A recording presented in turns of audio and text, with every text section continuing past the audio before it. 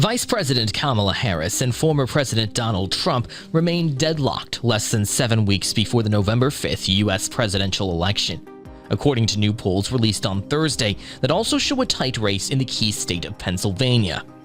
While the surveys found likely and registered voters gave higher marks to Democrat Harris in last week's debate with her Republican opponent, they showed the race, particularly in the Battleground state, remains close, in line with other polling.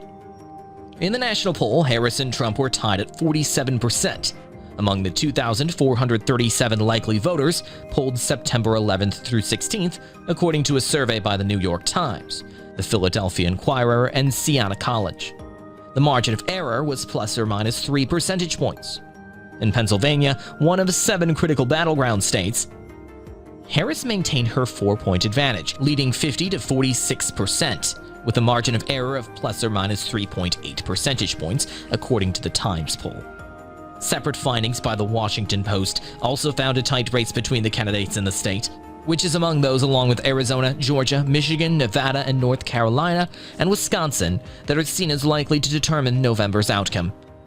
Among 1,003 Pennsylvania likely and registered voters surveyed September 12th through 16th, 48% say they would vote for Harris, while 47% said they would cast their ballot for Trump, a 1-point difference that falls within the poll's margin of error of plus or minus 3.6 percentage points.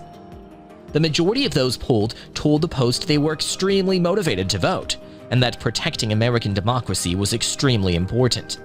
But voters were split on which candidate would best protect the nation's freedoms, with 48% choosing Harris and 45% choosing Trump.